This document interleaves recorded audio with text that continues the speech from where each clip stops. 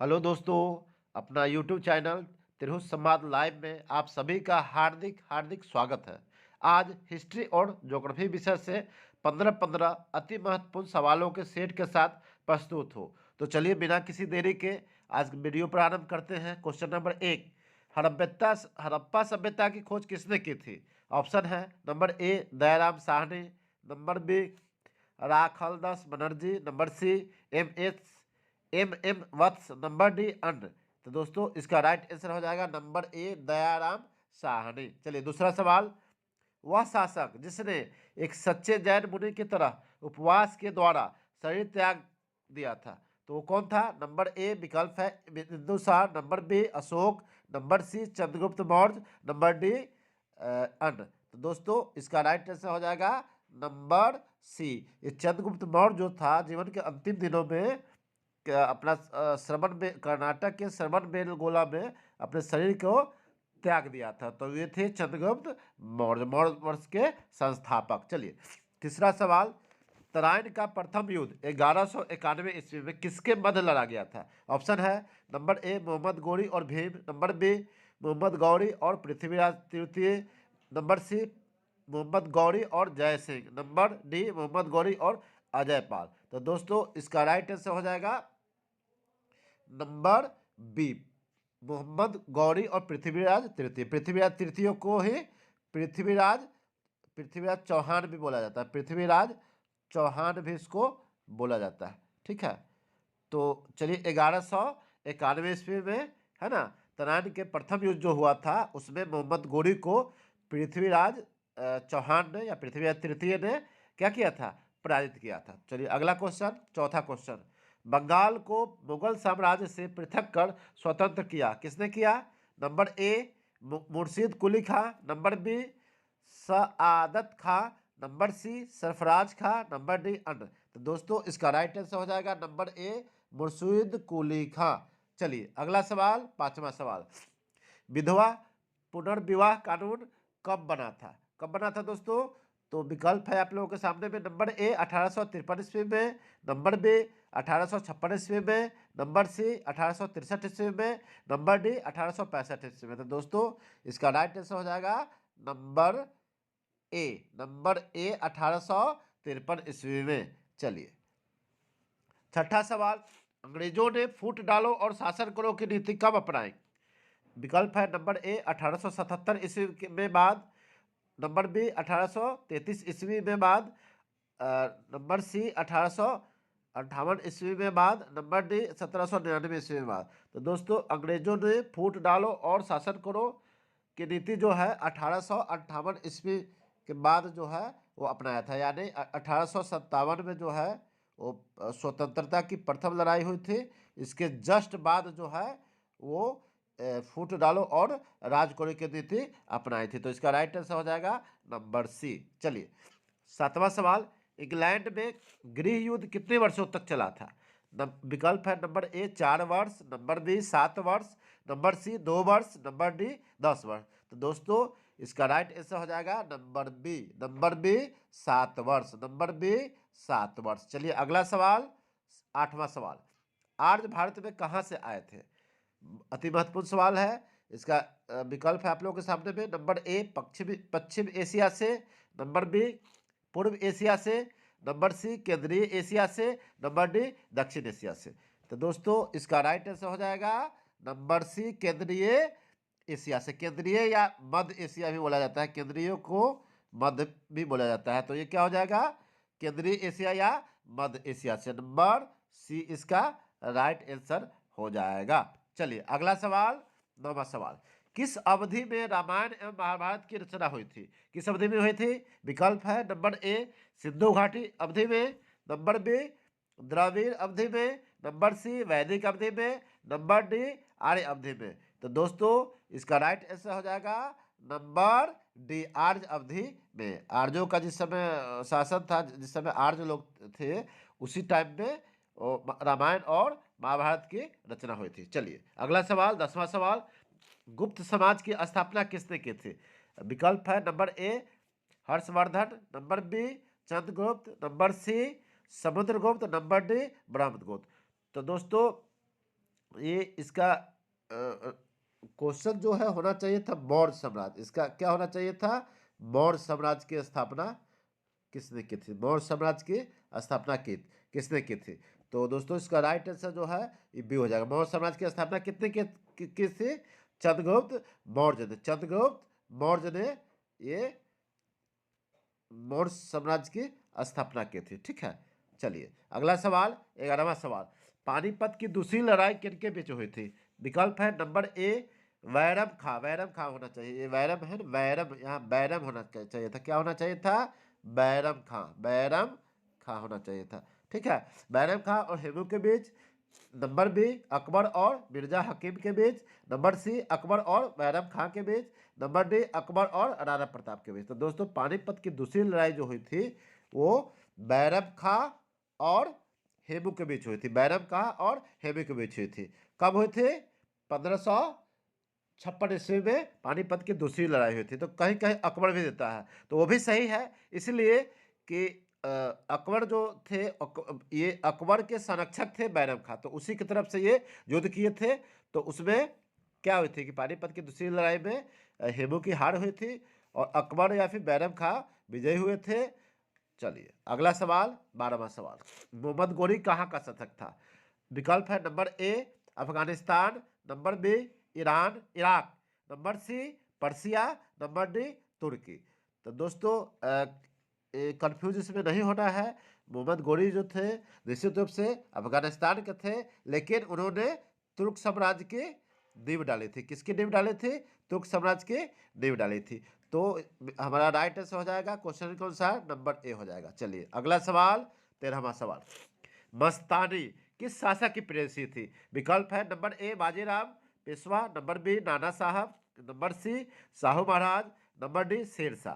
तो चलिए मस्तानी जो किस शासक की प्रेयिका थी? तो निश्चित रूप से नंबर ए हो जाएगा बाजीराव पेशवा। नंबर ए इसका राइट आंसर हो जाएगा। चलिए अगला सवाल, 14वां सवाल। बिहार प्रदेश को किस मुस्लिम शासक ने सर्वप्रथम जीता था? विकल्प है नंबर ए बाबर। ये इसका यहाँ होना चाहिए था, इसका जगह पर बाबर होना चाहिए था। ठीक है, विकल्प जो है बाबर सही आंसर नहीं है अभी नहीं, लेकिन बाबर यहाँ होना चाहिए था। नंबर बी है Khilji. Number C Tughlaq. Number D Changez Khan. तो बिहार प्रदेश को किस मुस्लिम शासक ने सर्वप्रथम जीता था? किसने जीता था दोस्तों? तो ये इसका राइट आंसर हो जाएगा खिलजी। नंबर बी खिलजी, खिलजी ने जीता था। चलिए 15वां सवाल।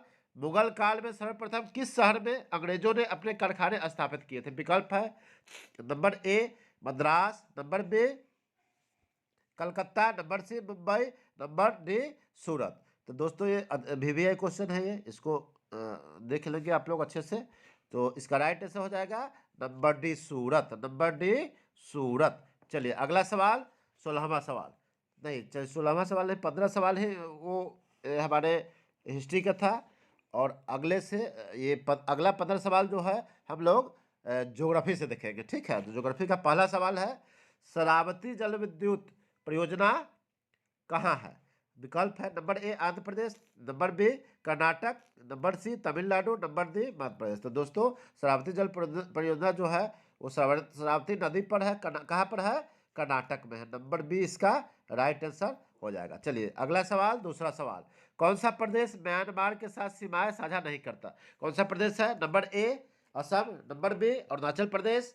Number C Nagaland. Number D Manipur. तो दोस्तों इसका राइट आंसर हो जाएगा नंबर ए। नंबर ए यानी असम जो है वो म्यांमार के साथ, पहले बर्मा इसका नाम था, उसके साथ सीमाएं साझा नहीं करता है। तो राइट आंसर हो जाएगा नंबर ए। चलिए अगला सवाल, तीसरा सवाल। तुम्बलपल्ले खदान जिसमें विश्व का सबसे बड़ा यूरेनियम भंडार माना जाता है किस राज्य में स्थित है? विकल्प है Karnataka. Number B Andhra Pradesh. Number C Tamil Nadu. Number D Kerala. तो दोस्तों इसका राइट आंसर हो जाएगा number B Andhra Pradesh. Number B Andhra Pradesh. चलिए चौथा सवाल। अंडमान और निकोबार द्वीप समूह किस जलमग्न पर्वत श्रृंखला का हिस्सा है? Number A Arakan Yoma. Number B Pegu Yoma. Number C Aksai Chin. Number D Tien Shan. तो दोस्तों इसका राइट आंसर हो जाएगा number A Arakan Yoma. Number A Arakan Yoma. चलिए अगला सवाल, 5वां सवाल, भारत के किस शहर में सूर्य वर्ष में कम से कम एक बार लंबवत होता है? तो इसका विकल्प है number 1 Chennai, number 2 Mumbai, number 3 Nagpur, number 4 Jaipur. सही विकल्प चुनना है। नंबर ए केवल एक, नंबर बी 1 और 2, नंबर सी 1 2 और 3, नंबर डी 1 2 3 और 4। तो दोस्तों इसका राइट आंसर हो जाएगा नंबर सी। नंबर सी में क्या है? 1 2 3, यानी चेन्नई, मुंबई, नागपुर। भारत के किस शहर में सूर्य कम से कम वर्ष में एक बार लंबवत होता है? तो राइट आंसर ये सी है, 1 2 3, यानी चेन्नई, मुंबई और नागपुर। चलिए अगला सवाल, छठा सवाल, भारत निम्नलिखित में से किस देश से यूरेनियम आयात नहीं करता है? तो इसका विकल्प है number A Kazakhstan, number B Namibia, number C Brazil, number D Mongolia. तो इसका राइट आंसर हो जाएगा दोस्तों नंबर सी ब्राजील, यानी ब्राजील जो है वो किस देश से भारत यूरेनियम आयात नहीं करता है। नंबर सी इसका राइट आंसर हो जाएगा। चलिए 7वां सवाल, कंदलेरू बांध देश के किस राज्य में स्थित है? विकल्प है number A Kerala, number B Maharashtra, number C Andhra Pradesh, number D Goa. तो दोस्तों इसका राइट आंसर हो जाएगा number C Andhra Pradesh, number C Andhra Pradesh. चलिए अगला सवाल, 8वां सवाल, भारत में नलकूप के अतिरिक्त सिंचाई का सबसे बड़ा साधन कौन सा है? विकल्प है नंबर ए नहरें, number B tank, number B C नदियां, नंबर डी तालाब और झीलें। तो दोस्तों इसका राइट आंसर हो जाएगा नंबर ए, यानी नलकूप के अतिरिक्त जो है भारत में सिंचाई का सबसे बड़ा साधन क्या है? दूसरा साधन क्या है? नहरें है। इसका राइट आंसर हो जाएगा ए हो जाएगा। ठीक है। नंबर 9, क्वेश्चन नंबर 9, हीराकुंड बांध किस राज्य में स्थित है? अति महत्वपूर्ण वीवीआई क्वेश्चन है ये जो क्वेश्चन है आपका, ये वीवीआई क्वेश्चन है, इसको रटने वाला सवाल है ये।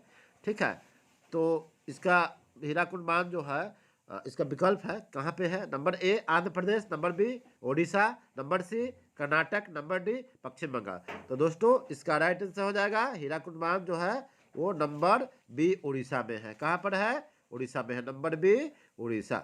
चलिए अगला सवाल, 10वां सवाल, रानीगंज कोयला मिथेन क्षेत्र किस राज्य में स्थित है? किस राज्य में स्थित है? विकल्प है number A Jharkhand, number B Paschim Bengal, number C Bihar, number D Orissa. तो रानीगंज जो है काफ़ी प्रसिद्ध है, ये रानीगंज जो है ये खदान जो है वो कोयला का, ये कहाँ पर है? नंबर बी पश्चिम बंगाल में है। कहाँ पर है? नंबर बी पश्चिम बंगाल में है। चलिए अगला सवाल, 11वां सवाल, भारत में गर्म जल स्रोत के स्थानों पर उनके राज्य का सही मिलाप करें। मिलाप करना है। इसका राइट आंसर हो जाएगा दोस्तों नंबर 4, यानी ए का माने मणिकर्ण का हो जाएगा हिमाचल प्रदेश, दूसरा बड़केश्वर का हो जाएगा, नंबर गलत दिया हुआ 2 होना चाहिए था यहाँ पर, 2 का जो हो जाएगा वो सी हो जाएगा, यानी पश्चिम बंगाल। बड़केश्वर का पश्चिम बंगाल हो जाएगा, है ना। 3 तुवा का हो जाएगा गुजरात, और उनाई का हो जाएगा महाराष्ट्र। तो चलिए इसका राइट आंसर हो जाएगा नंबर डी। इसका राइट आंसर क्या हो जाएगा? 12वां सवाल, निम्नलिखित विकल्पों का अवलोकन कीजिए। Number 1 Firozabad Uttar Pradesh, number 2 Bhagalpur Bihar, number 3 Jalandhar Punjab, number 4 Sanganer Rajasthan, number 5 Kutch Gujarat. तो करना क्या है? उपरोक्त स्थान किन वस्तुओं के उत्पादन के लिए प्रसिद्ध है? तो इसमें विकल्प जो है नंबर ए होना चाहिए, नंबर ए होगा विकल्प, इसका नंबर ए होगा। नंबर ए विकल्प में क्या है दोस्तों? देखते हैं। फिरोजाबाद उत्तर प्रदेश जो है वो शीशे की चूड़ियों के लिए प्रसिद्ध है। भागलपुर बिहार रेशम उत्पादन के लिए प्रसिद्ध है। नंबर 3 जालंधर पंजाब जो है खेल के सामान के लिए उत्पादन के लिए प्रसिद्ध है।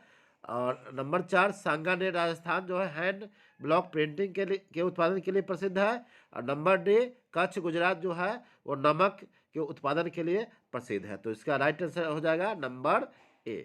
चलिए अगला सवाल, 13वां सवाल, भारत में पाए जाने वाली मछलियों में से कौन सी मछली समुद्री मछली नहीं है? विकल्प आपने के सामने है, निश्चित रूप से हल्का क्वेश्चन है। इसका विकल्प है number A eel, number B hilsa, number C sardine, number D rohu. तो दोस्तों इसका विकल्प के अनुसार इसका नंबर डी हो जाएगा। इसका राइट आंसर क्या हो जाएगा? नंबर डी रोहू, नंबर डी रोहू। रोहू मछली जो है वो समुद्री मछली की श्रेणी में नहीं आते हैं। चलिए ठीक है। अगला सवाल, 14वां सवाल, हस्तशिल्प निर्यात संवर्धन परिषद किस स्थान पर स्थित है? Number A Jaipur, number B Delhi, number C Calcutta, number D Varanasi. तो दोस्तों इसका राइट आंसर हो जाएगा number B, number B Delhi. Number B. प्रश्न संख्या 15, 110 किलोमीटर लंबी एक्चुअल ग्राउंड पोजीशन लाइन किस स्थान के निकट स्थित है? विकल्प है number A Siachen glacier, number B Sir Creek, number C सगम, नंबर डी श्रीनगर। तो दोस्तों इसका राइट आंसर हो जाएगा number A, number A Siachen glacier. तो दोस्तों इस तरह से हम लोगों ने हिस्ट्री और ज्योग्राफी से 15-15 सवालों का सेट देखा, कुल 30 प्रश्नों को देखे। वीडियो कैसा लगा लाइक कीजिए, सब्सक्राइब कीजिए और दोस्तों में शेयर कीजिए और कुछ कमेंट कीजिए, कुछ गलती रह गई हो तो ताकि आगे के वीडियो में उसको सुधार कर सकूं। आपके कमेंट से हमें प्रेरणा मिलती है और अच्छे अच्छे वीडियो बनाकर ला सकूं आप लोगों के बीच। धन्यवाद।